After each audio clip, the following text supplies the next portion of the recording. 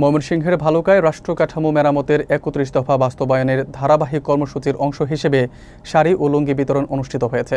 Dakatia union বিএনপির উদ্যোগে আঙ্গারগাড়া United উচ্চ বিদ্যালয় মাঠে আয়োজিত এই কর্মসূচিতে ইউনিয়ন ও উপজেলা বিএনপির বিভিন্ন স্তরের নেতারা অংশ নেন।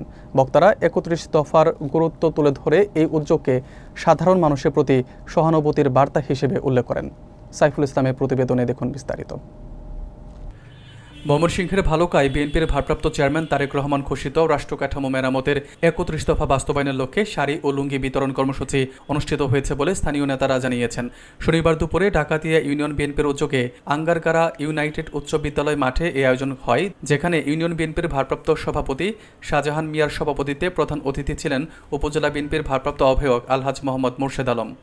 বিশেষ অতিথি হিসেবে উপস্থিত ছিলেন উপজেলা বিএনপির যুগ্ম আহ্বায়ক সালাউদ্দিন আহমেদ, মুজিবুর রহমান মজু, রুহুল আমিন, উপজেলা শ্রমিক দলের সভাপতি আলহাজ শমিক হাসান সোহাগ, সাধারণ সম্পাদক শাহ মোহাম্মদ সুজন সহ স্থানীয় বিএনপি ও অঙ্গ সংগঠনের নেতৃবৃন্দ।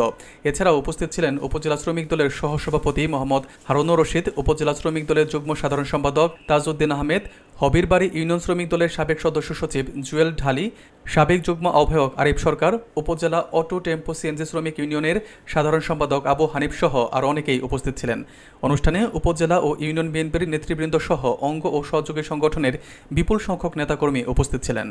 বক্তারা মন্তব্য করেন যে দেশের বর্তমান রাজনৈতিক ও অর্থনৈতিক পরিস্থিতিতে ৩১ দফা রাষ্ট্র মেরামত প্রস্তাব জনগণের প্রত্যাশা পূরণে গুরুত্বপূর্ণ ভূমিকা রাখবে এবং এই বার্তা সাধারণ মানুষের মধ্যে ছড়িয়ে দিতে শাড়ি লুঙ্গি বিতরণ কার্যক্রম গ্রহণ করা হয়েছে।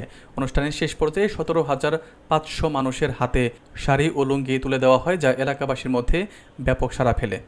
প্রধান অতিথি জননেতা আলহাজ মুর্শেদ আলম সাহেব, উপস্থিত উপজেলা বিএনপির আহ্বায়ক কমিটির সিনিয়র যুগ্ম আহ্বায়ক বৃন্দ, অঙ্গ সহযোগী সংগঠনের সকল পর্যায়ের নেতৃবৃন্দ, উপস্থিত সাংবাদিক ভাই বোনেরা, এই ধরনের ঘটনা চিরস্তরে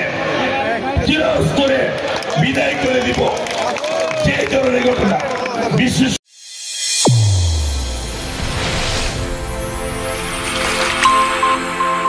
চ্যানেল A1 হৃদয়ের স্পন্দন।